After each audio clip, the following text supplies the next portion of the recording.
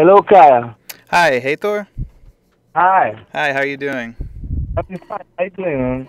Thank you for doing this. It's a real honor to do it. It's all good. It's all good. Gotta spread the word, right? Right, right. So, I guess to start off, what point in your life did music find you, and when did you start heading into the composing area of it? Uh huh. Well, I come from a musician family in Brazil. My mother, it's one of like 17 brothers and sisters, so lots of my uncles are musicians. Mm-hmm. So I grew up around music, and and and then composition. I don't know why, man. I always like melodies, let's say, and very early on, I realized that by being playful with two or three notes, you get the variations, and each one of the variations between those notes do create a different mood. Mm-hmm. So I was always fascinated by that, and so that's how it started, really. By listening to Brazilian music is very rich, Right. uh, in melodies, and then there is a classical per se, orchestral Brazilian music from Villa Lobos, Francisco Mignoni, and all these other, you know, like turn of the last century composers that are very, very, very, unique, Right. using Brazilian elements, like Villa Lobos did, and there's another guy called Guerra Peixe, from the northeast of Brazil. He used a lot of elements from the ethnic side of the culture, so that always kind of, I think helped planting that seed. Yeah, yeah, yeah. And I get did growing up in Brazil and being surrounded in that rich musical culture, did that influence your style and your sensibilities and your approach to narrative scoring? I think so. I think so. I think so. I think film music, or film in general, invites the foreign eye per se, the Right. outside the view, you know. So if you have a view that it's being kind of fed by a strong culture, because Brazilian culture. When we talk about Brazilian culture, we talk about European culture. We talk about the native. We talk about African culture, and that is all part of what creates our kind of melting pot per se. Mm-hmm. So I believe that to a certain degree, since kids when we read, not only the native like Brazilian, repertoire of literature, but we know more about European stuff. We know more about the African stuff because they do teach at school, to a certain degree. I think that in a way, when you look at a picture here in America, and it's talking about a particular human emotion. Right. I, I think, I think you have, just one or you have more to the the palette of like how to analyze that, how to be touched by it, how to yeah, just to see through different eyes. I think all these influences uh, help you to see, that same piece of video per se, the same story or the same moment in a movie, maybe in a different way that a director or a producer, would see it. And that's the great thing about being part of the collaborative group of film, Mm-hmm. is that the more you do, the more they will be welcoming your skills, not only for the music side but in the filmmaking itself, because it's all part of one big thing. Right. Which I believe that filmmaking is collaborative, and I think that it should extend into every aspect of filmmaking, be it music or camera operating. And, I just feel like the more minds you have working on it, the more shared experiences, you can have with that. And the more people understand who you are, the more comfortable they will be, with in giving such a important part of their lives. Some of these projects stay with a director for 2 or 3 years, right, until it arrives in your hands and will be with you for 2 or 3 months.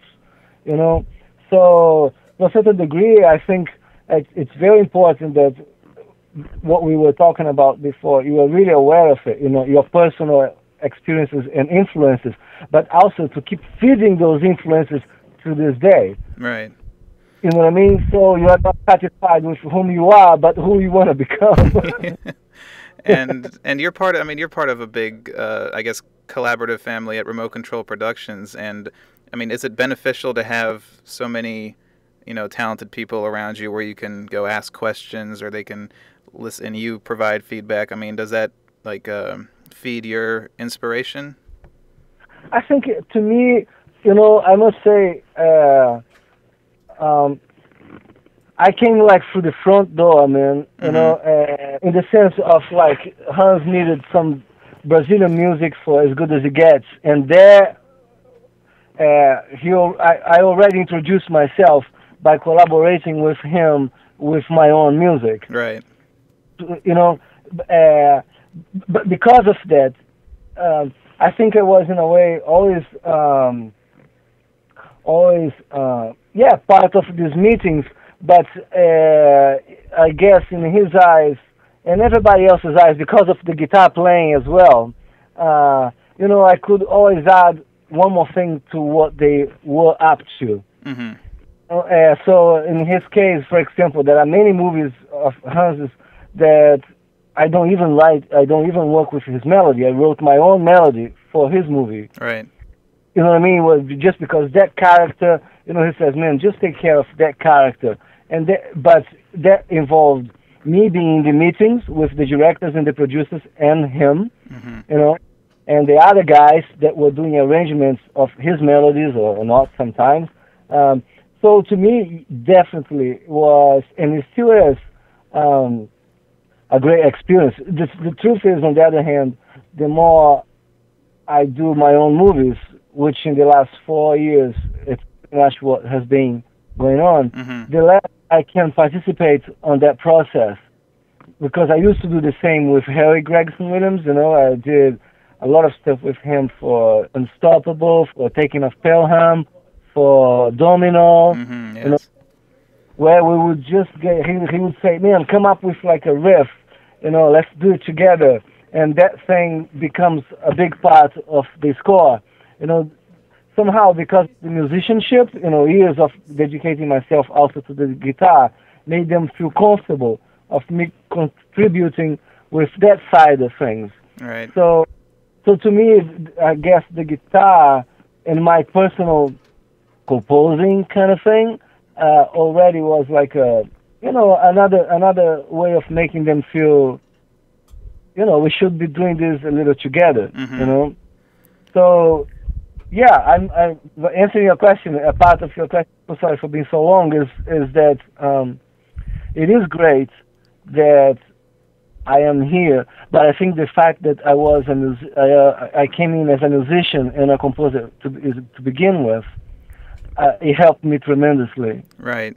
And because you have worked as a featured, solo musician on these scores, but you've also co-composed, with Ask the Dust with Ramin, and then recently with Hans, It's Complicated, and then, with this. Oh yeah, for example, The Pledge. The main theme, it's my theme. Madagascar, the friendship theme is something that I started with, and I said, Hans, look at this, and he took it from there. So with John Powell, I Am Sam, a lot of that music, it's very obvious because it's the more African-oriented music in I Am Sam. That's, the director heard me playing it, and John also said, man, this is great, just do whatever you feel like it. And Harry the same with Puss in Boots, for example, and the Shrek movies. Hey man, just do that flamenco thing, So it's that's what I meant to say in terms of like I came through the front door, not minimizing anybody else's way of getting into it, not at all. It's just I think that position where I was as a musician helped me tremendously to be at the same level that they were as composers. Right. And I mean, when you two, like, say you're working on a score and you're writing, and I mean, you two very unique voices between the two of you, whether it be with Hans or Ramin, and I mean, do you guys work together kind of in the same room, or do you kind of say, all right, I'm going to go off and do this separately, and then we'll reconvene and talk about it, or is it, what kind of process is that to co-compose? I think it varies from movie to movie, mm-hmm. but I think, for example, After the Dust with Ramin, definitely we did a lot from my room, and then he would go and do his bit, and I would do mine, and then we sometimes would start or map a cue together, and I would orchestrate one, he would orchestrate other. With Hans, and it's complicated, for example, or riding cars with boys. Mm-hmm. I ran an older movie. The way we did is he would come to my room and I would show him some melodies that I did, and he says, "Oh man, let's do that. But what about if instead of playing major here, you went minor? Or why don't you do this?" And it's just like that collaborative thing. And yeah, I would take a certain amount of cues. He would take a certain amount of cues. Sometimes we would invite some other guys to help with a different style that would contribute to make just the movie better, because ultimately this whole process is geared to give the movie the best music it can have. Right, yeah. Like the movie first, and that's what I feel this place has to, it comes definitely from Hans and where he came from, from Stanley Myers in England. Mm-hmm. This whole like dedication to the movie. It's not even about the music. It's really the movie, the storytelling, the message that you want to pass. Yeah.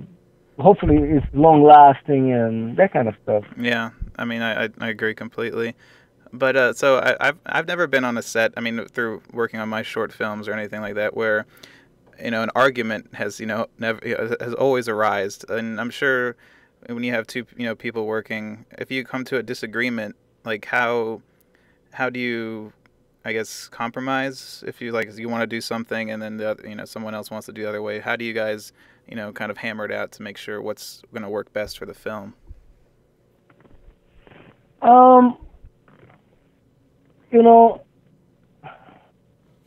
Man, that's a good question. To me, I compromise sometimes with the director mm-hmm. and the producers, because they have an idea, I have another idea, and I try to find then what is the music representation of that, Congress. How do I translate this in such musical way that we help the movie? So, but this is with the filmmakers. I don't know, man. With the guys, somehow we always tend to find a common term. That in the end we are always happy. I'm happy with what he gave me. He's happy with what I've given him. I think it comes very much from the fact that, like Hans, or even more than him, to a degree, I come from pop music. Right.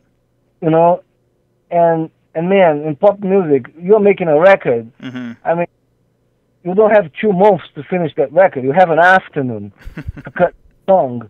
If you're going to start elucubrating too much, so what we do, I tell you what it is, Kaya, I think we listen to each other a lot.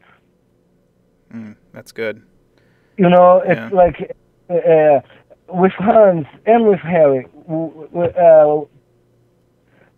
it's funny because I'm telling you all this, and I'm kind of a little I haven't done this in such a while now. It's like talking the past tense in this stuff, man. Yeah. But it's almost like a bit of a band. Right. You know, Yeah. Mm-hmm. he knows what my forte is. I know what his forte is, his Germanic thing and my Latin American thing, and how we can make a new nation out of this and help the movie. You know, the same with Harry and some other composers that I've collaborated with. So I think that's more or less how it goes. You listen a lot, and you find your spot. You know, yeah, that's how it goes. That's that's a good answer. And so you're also no stranger to animated and children's films, and No. so in the you just did the Smurfs, but you also came off a huge movie like Despicable Me, and a movie fully animated like that takes 3 to 4 years to bring to the screen. So when in that process, within the 3 to 4 years, do you come in and start working on the music? It depends. If they need a section of the movie where, hopefully, when they screen it at early stages, mm-hmm. They would like to have, to a certain degree, a certain amount of animation to the beat of the music. Mm-hmm. They are singing. The characters are singing, or they are dancing to something. Then you would already commit on a tempo. You would already commit to the spirit of what the music is emanating, so the characters feel like what you see. Right. So that you do generally in the beginning of the music, in the process, and then the more they get into the finalizing of it, the more you get involved. But to start with, just like specific scenes that need a tempo or a specific emotion, generally to do with the animation in sync with the beat of the music. Uh-huh. All that stuff. Mm. So you also worked on the Smurfs, which was congratulations on that. It was big, and I think I already read they greenlit the sequel. So, but how did you get involved with that franchise? I had done, talking about kids movies, man. I had done the Chihuahua movie. Right. Oh yeah. With Raja, and he was, he is such a great, person to collaborate with. Great musical ears, very, very conscious of the timing of jokes, and so the more, as much as I've given mm-hmm. to him, as a musician and contributed to his movie, I think I've gained and grown a lot as a musician and as a composer, mm-hmm. Working with him. So that's how it started with the Chihuahua, and yeah, I think that's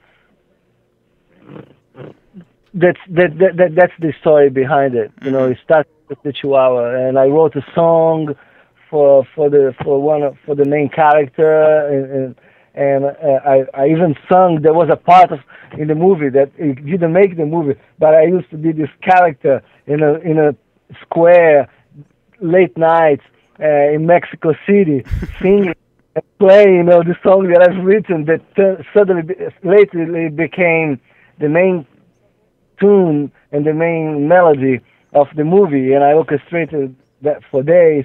But he liked the very simple voice guitar thing. Right.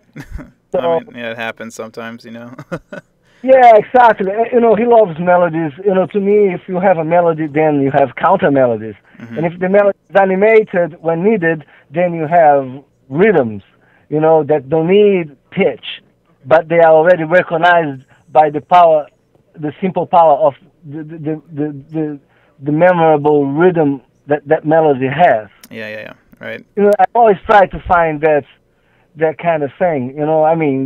Given the proportions, I'm not reinventing anything. But I am very attentive to the things that I think make music more special to me. Mm-hmm. So when I write something, I make sure that in a way or another I have those as tools that later on in the fourth reel in a movie, will come handy. Yeah. I mean, I get that from your music. Your thematic sensibility always has a hook, and then that kind of plants a seed and a grounding throughout the entire score, and that's what I love about your music. So, thank you very much. And so I guess to jump to the other side of the spectrum, one of my favorite scores of yours is "Running the Sahara," and I loved how you captured the setting, the goals of the runners, and just the rich human spirit of it all. It was very beautiful. And I mean, how did you approach composing a documentary differently than a fictional film? If it was different at all. Yeah, well, I was just about to say, with the animation, you want to make it believable, because when you are a kid, you believe that, as a boy, you believe in my childhood, I believe that my action heroes could actually talk to me, and they got hurt if I dropped them. I hurt their feelings if the dog, if it didn't catch them in time enough for the dog to bite them. Captain America would look at me in a different way, But with champagne, I don't need to worry about that.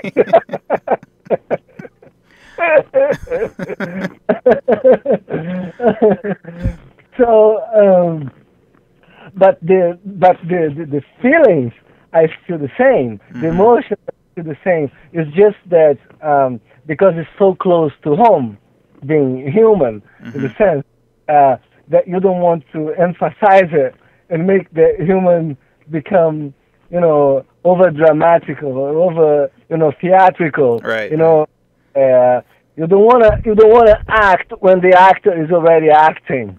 That makes sense. Yeah. So to me, in the Running the Sahara, I think it did have a very big human, unspoken thing of humans towards the challenge, and all the, no pun intended, all these thorns in the road, and how you overcome all that stuff. I thought very important, the kids, I was very lucky, that someone introduced me to the North Carolina choir with those kids singing. I thought they brought a lot of heart to it too, so that's how I tend to look, nothing new from any other person that approaches, music without words. It's how can I say what I need to say without saying too much? It's crazy. The lack of words sometimes make you say too much. Because that's why sometimes I feel it's so important that you feel that you are collaborating with the director and the producers, because they are also ears and eyes to your music, and saying, man, maybe, I think you've gone a little too far here, or you may think that, it's emotional enough, but it's still not touching the core of the emotion. You can afford to be just a little, dig a little deeper, and because it's a human scenario, then I think the more humans you have, the better. Yeah. So I guess rewinding a little bit, you did a solo album called Untold Stories, which I really enjoyed, and it wasn't a score, but I think it really had an organic inspiration, in the music. And do you think you'd ever do something like that again? Oh yes, with the only difference that maybe I would orchestrate it. Instead of being more using material, instruments of different ethnicities Yeah. and electronics and like of the pop world. I think I'm so more and more the orchestra without me forcing, but the movie is asking for it. Definitely now it has become part of my daily life. Mm-hmm. So I study and I read about it as much as I study and read about it, the guitar. Because it's one thing that I would like to tell you, Kai, is as as much as I have sometimes to go to the piano to check things, Mm-hmm. I try to write from the guitar. You may Right. hear the guitar in the score, like this Smurfs, for example, he hardly has guitar. Yeah. Yeah. To a certain degree, the Despicable Me hardly has guitar, considering that was so pop-based in a way. Yeah. But, so I've tried not to force that thing into anybody's movie, per se. Mm-hmm. If I feel that it's applicable, then I'm the first one to say, hey, you got a guitar player for free. Yeah.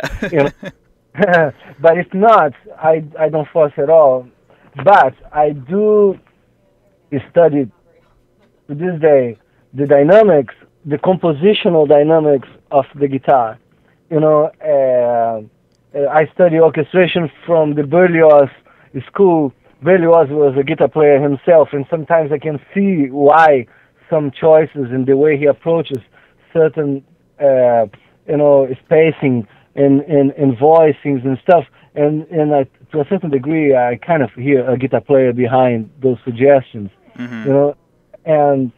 And yeah, so I keep the guitar as a compositional tool very alive, in my everyday writing music kind of life. Well, I mean, it makes sense. It's that's your instrument. That's what's closest to you. So, and I feel like that's cool that it originates from there.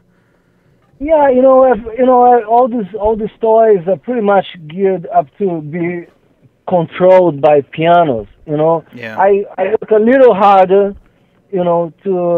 to control from the guitar. But having said that, is a guitar that is a counterpunctual guitar.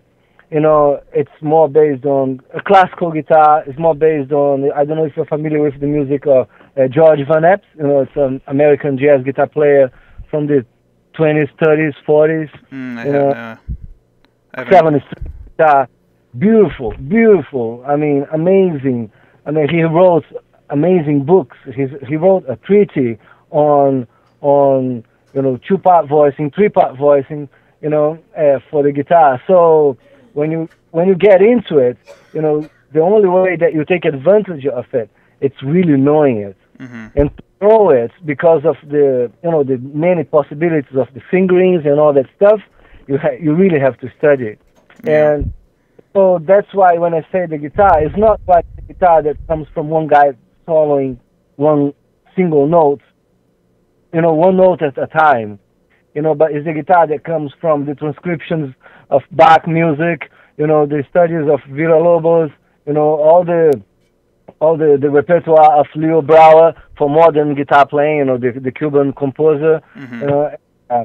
And because there is a great repertoire for the guitar, the 7 strings repertoire that came from Russia, it's amazing music that when you get into it, and you think with the ears of an orchestra, then it's no different than you writing something on the piano and you're still having to transcribe it to the orchestra. Right.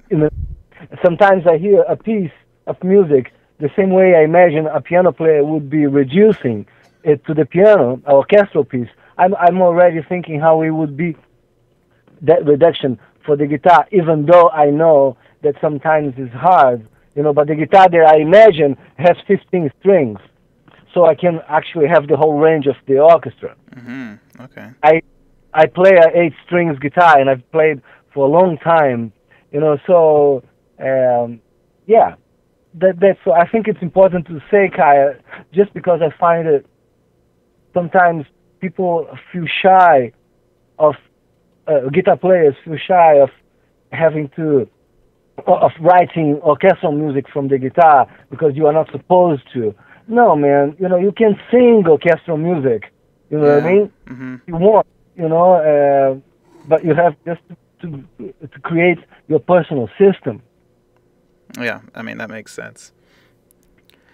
So I guess to slowly, wrap things up, what's the hardest part about telling a story through music? The hardest part.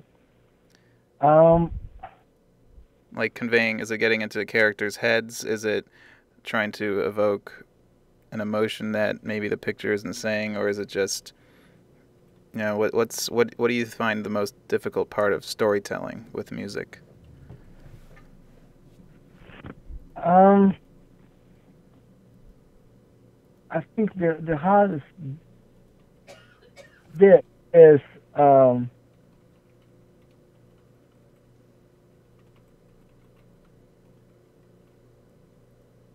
it's if the acting is not good. Mm-hmm. Because then if you don't believe in the DNA of it all, music or not, then it's very hard with music to convince people otherwise. Then it's manipulating, and I'm not in that business. Right. You know what I mean? I'm in the business of reinforcing emotion and making the trip to the cinema worth it, of doing it. Mm-hmm. Of after you finish the movie, and you are at home next morning preparing breakfast, and you discover that you're still whistling the melody of the movie, which means you brought the movie home. Mm-hmm. So to me, I think, it's I find it. That's when it makes it a little harder, but you still have to do it. You still have to do it. Right. So that's why then, to me, I really rely on melodies a lot. I always think that there is always a melody, to as simple as it may be. It can be a grouping of 3 notes, minimalistic, repetitive, and whatever. Mm-hmm. But it leaves impression. I always find that the movie can always take something like that, other than a part that lasts 8 minutes. Yeah. I mean, I always need a melody. Like, I need something that can stand on its own, and like otherwise the music kind of falls in the background and doesn't, it's not doing what it, I think, should be doing, at least. Yeah, because so but when I said the acting, to me, it's just because then it's more dangerous. A melody becomes more dangerous because you could be, hurting what's already kind of hurt. Mm-hmm. So I tend to take a long time, and it's like I write very fast, but then every beginning of week, I play the movie from the beginning and see, okay, and play without music. Right. And say, okay, if I was starting this movie today, who am I today? What have I lived since the last time I wrote some music for this movie, or I watched this movie without my music on it? What this movie is telling to me today that I didn't hear a week ago? Mm-hmm. I always give, the benefit of the doubt to the movie itself rather than myself. I always feel I've missed something, and I could, and I still have time to recover. So you're always analyzing then. I'm always I think I'm always like a friend to the picture, saying, "Hey, tell me more about you." Yeah. That's good though, but and so I guess I always like to ask composers if if you had the opportunity to rescore any film ever made without any disrespect to the original composer, what movie would you choose? What movie would I choose? To try to, if some movie that you like that you'd like to take a crack at and maybe try it yourself, but, no disrespect to the original composer. Oh, man. With no disrespect? Huh? The Mission. The Mission. Ooh, that's one of my favorite scores. Mine too. Mm-hmm. It's beautiful. Mine too. Oh, yeah, that's a good pick. I'm surprised nobody has picked that yet, but it's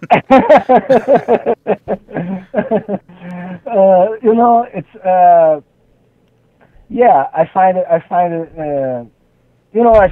another one that I tell you could have been very interesting, just differently. Fitzcarraldo. Okay. That's a weird one. It's like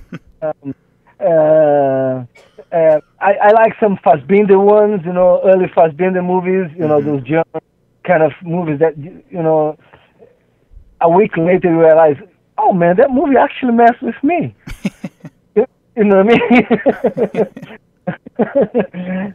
So I think those are the kind of movies that I would love to see, if just to mess with it and see, oh man, would it still, how that emotion that it was left on me, if the music was different, it's like this. There are certain storytellings that they are so powerful and so well put together that I think it would be open to 180 degrees in a choice of score. Mm-hmm. Yeah. For example, I tell you one. To me, it's very clear that Marlon Brando, Apocalypse Now. Mm-hmm. Yeah.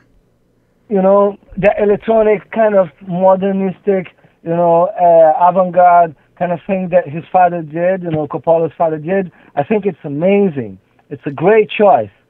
But I bet there is a fully weird orchestral mixed with some ethnic from that area, that could have been like as impactful as. Yeah. I'm always a fan of bringing in the setting into the score and making the audience feel like they've, that they're there.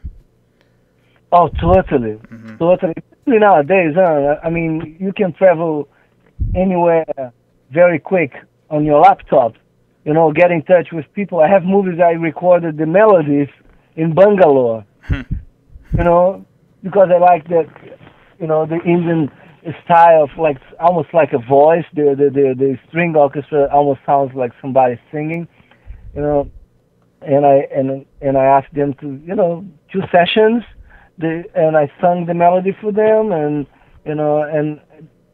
they sent me the hard drives a week later. Wow, that's awesome. Yeah, oh man, it's so possible. It's so possible. That's why I feel I can't wait to do other movies that are not only just because I love children's movies, because the orchestra can be colorful. There are curves everywhere, and you cannot miss one, otherwise you go down the precipice. So you are always attentive to the driving per se, and animation. But I really look forward also to movies that allow you to sometimes write like enormous long cues that are influenced, infused a lot with those elements that you said you like too. The ethnic and the smells and the taste. Huh? Yeah, definitely. Well, that's all I have for you today. Okay, man. So thank you so much for this. This was, talking to you was so much fun. But so I really hope we could do it again sometime. Yeah, man, definitely.